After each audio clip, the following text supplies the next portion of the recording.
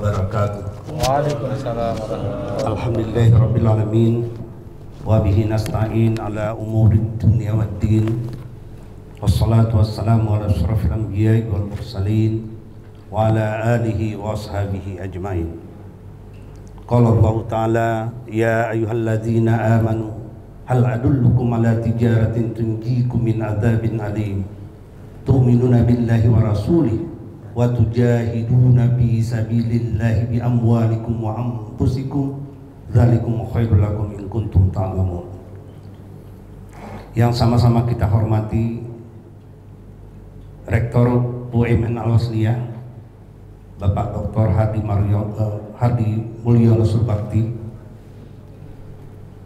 kemudian para wakil rektor 1, 2, 3, Ketua Senat hadir saya lihat, seluruh fungsionaris dan pegawai yang berhadir di masjid yang kita cintai ini.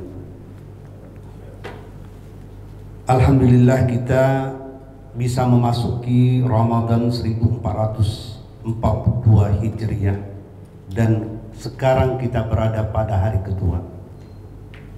Tadi sebagaimana dikatakan Pak Hardi Mulyono bahwa tahun yang lalu kita berdoa supaya kita bisa menginjakkan kaki kita memasuki bulan suci Ramadan tahun 1442 Hijriah.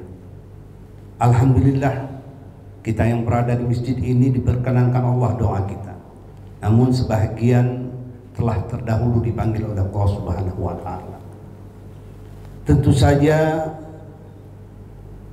sebagaimana tema yang disampaikan oleh BKM tadi, ini temanya ini Pak Rektor, tema di ujung seharusnya ini, iktikaf.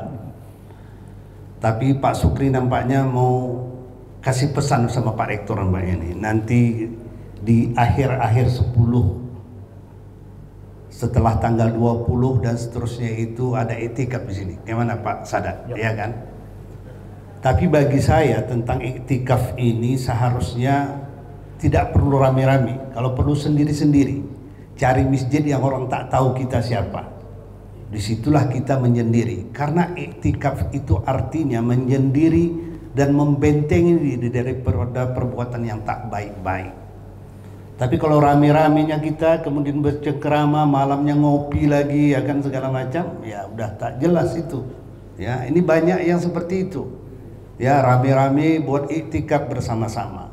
Tapi sebenarnya para sahabat itu menyendiri mereka. Jauh daripada keramaian, mereka terus juhud beribadah kepada Allah Subhanahu wa Ta'ala. Baik, selanjutnya dan salam kita sampaikan kepada junjungan kita Nabi besar Muhammad sallallahu alaihi wasallam. Mudah-mudahan kita bahagian daripada umat yang senantiasa istiqomah menjalankan syariat yang dibawa oleh Rasulullah sallallahu alaihi wasallam. Iktikaf satu amalan yang paling baik, terutama di bulan Ramadan ini. Kapan iktikaf itu dimulai? Sejarahnya sejak Nabi Ibrahim.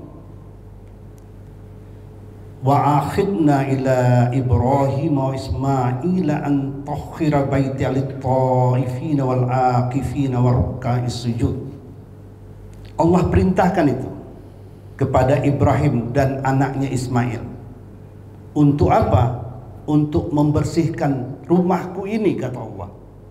Itulah Baitul Haram yang ada Ka'bah. Untuk apa Allah perintahkan Ibrahim dan anaknya Ismail membersihkan rumahnya?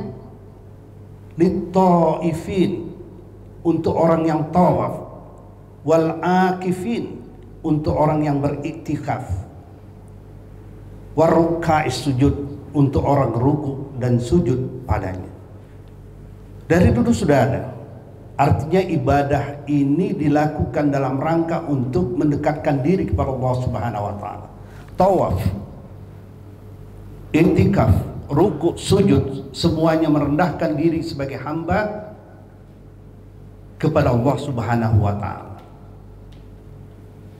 Nah, kemudian Rasulullah SAW beliau membiasakan dirinya untuk iktikaf 10 terakhir daripada bulan Ramadan. Bahkan surah Al-Baqarah ayat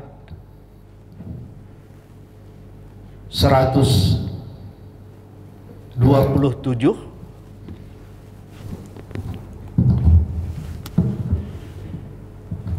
mengisyaratkan juga tentang iktikaf itu.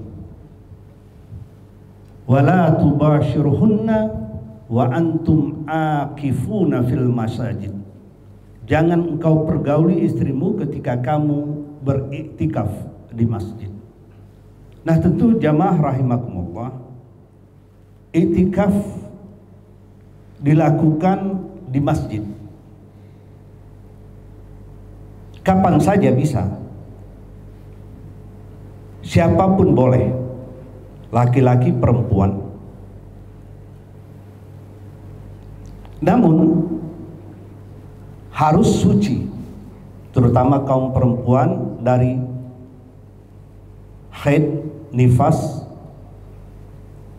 Ketika kita melakukan iktikaf di masjid, maka kita berusaha untuk menghindari diri kita dari perbuatan-perbuatan selain daripada hanya zikrullah.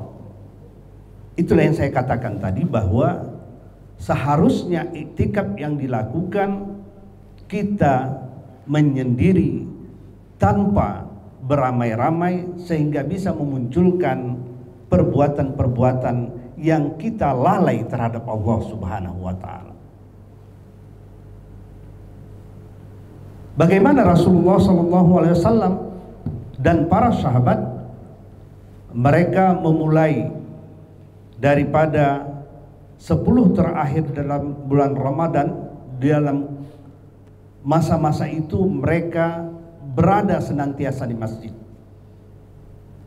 Bagaimana dengan kepentingan-kepentingan daripada keluarganya? Tentu para sahabat, terutama Rasulullah SAW, sudah mempersiapkan diri. Seberapa banyak waktu yang dipersiapkan untuk beriktikaf itu tergantung kepada kemampuan kita, tapi tentu harus dimulai dengan niat. Berapa lama yang kita lakukan, berniatlah kita kepada Allah Subhanahu wa Ta'ala. Iktikaf ini ada iktikaf wajib dan ada iktikaf sunat. Iktikaf wajib apabila seseorang bernazar, nanti kalau bulan Ramadan di akhir 10-nya saya akan iktikaf. Itu sudah menjadi kewajiban dan harus dilakukan. Tentu berapa lamanya tergantung kemampuan kita. Ada yang mungkin orang 1 hari 1 malam, silakan. Ada hanya 1 malam, silakan. Tapi Rasulullah SAW bersama sahabat, mereka senantiasa tetap beriktikaf selama 10 terakhir daripada bulan Ramadan tersebut. Bagaimana dengan kita? Tentu jamaah rahimakumullah, kita cobalah sesuai dengan kemampuan kita. Bahkan di dalam keterangan para fuqaha, ketika sejenak pun kita berada di masjid, kemudian kita berzikir dan berniat iktikaf karena Allah Subhanahu wa Ta'ala, sudah termasuk kita iktikaf. Tapi alangkah baiknya ketika di akhir 10 Ramadan itu ada kita sempatkan. Apakah pada siang harinya, pada malam harinya, kita persiapkan waktu kita hanya berzikir, membaca Al-Quran, sholat sunat, atau juga kita mentadarus secara pribadi bacaan-bacaan Al-Quran kita melalui mungkin pedoman-pedoman yang bisa kita lihat melalui Android. Itu juga cara dalam rangka kita iktikaf, mendekatkan diri kepada Allah Subhanahu wa Ta'ala. Jamaah rahimakumullah, Rasulullah SAW kata Aisyah, kana ya'takiful asral awakhir min Ramadan hatta tawaffahu Allah summa atakafa ajwajuhu bim ba'di. Kata Aisyah, Rasulullah SAW itu melaksanakan iktikaf 10 terakhir daripada Ramadan sampai Allah mewafatkannya. Terus tak ada hentinya pada bulan Ramadan. Nah, jamaah rahimakumullah, kita masih punya kesempatan. Tahun ini kita berada pada bulan Ramadan.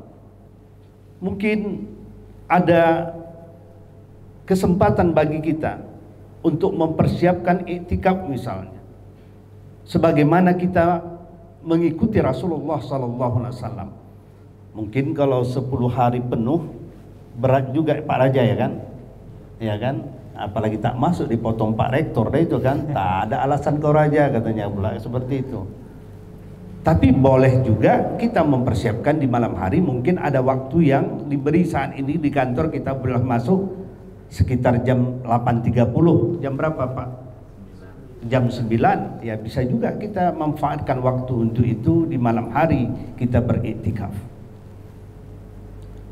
Nah, Rasulullah SAW terus beriktikaf sampai akhir hayatnya. Kemudian bagaimana dengan istrinya? Summa takaf ajwajuhu min ba'di.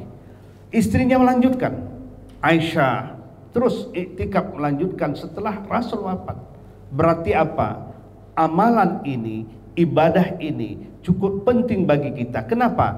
Karena dengan iktikaf kita menyendiri, kita menghindari perbuatan sia-sia, tentu dekat hubungan kita kepada Allah Subhanahu wa taala.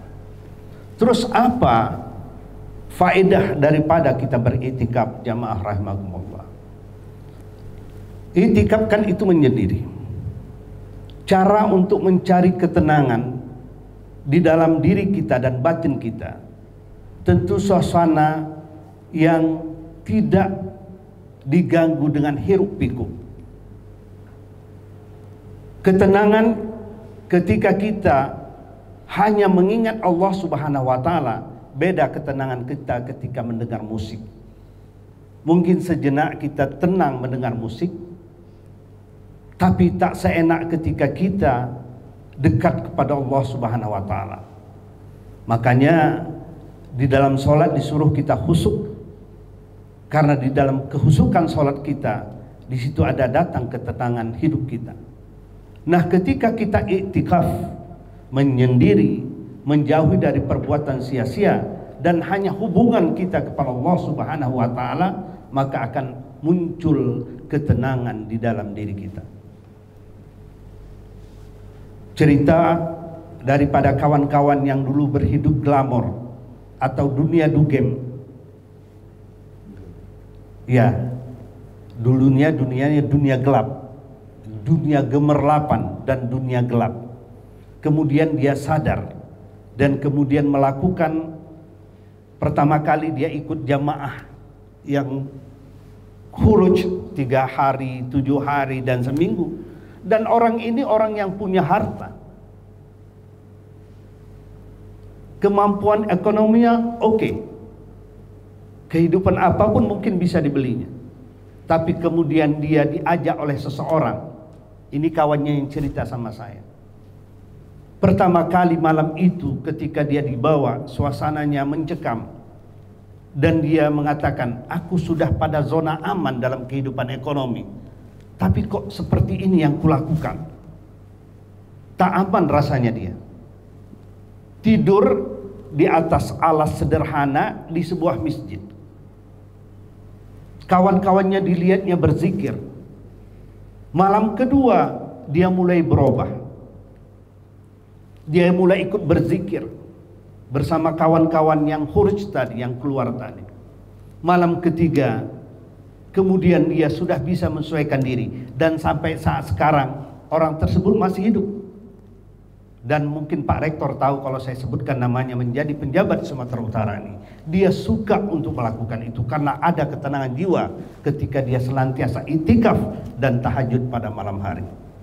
Dia punya kesibukan, tapi apa? Karena dia mencari ketenangan, didapati ketenangan tadi ketika dia banyak tahajud dan iktikaf di masjid.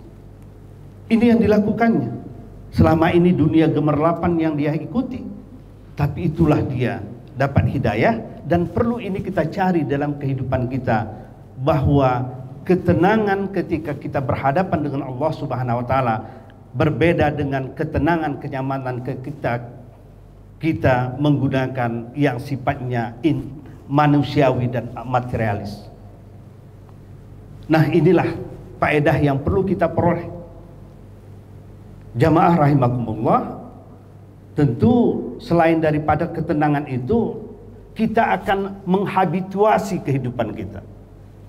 Menghabituasi atau membiasakan kehidupan kita untuk senantiasa bahwa kita apapun dia harus Allah lah menjadi tempat pengaduan di dalam kehidupan kita.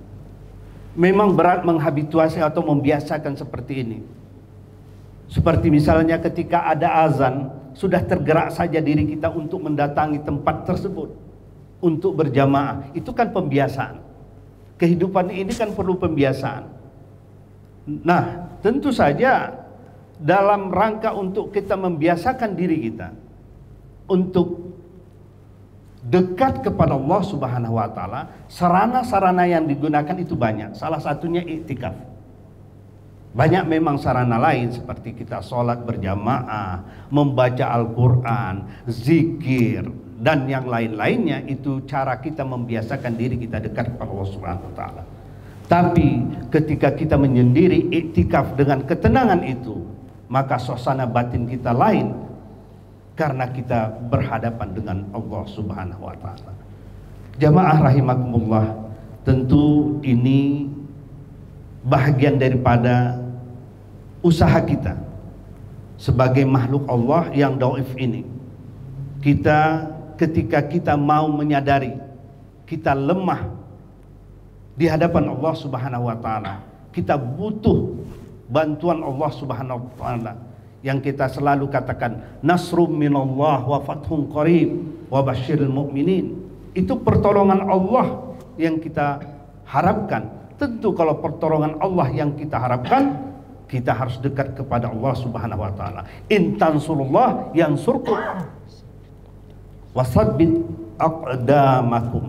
Kalau kita dekat kepada Allah, Allah akan dekat kepada kita. Kalau kalian tolong, kata Allah, ajaran agamaku kalian tegakkan dengan sebaik-baiknya.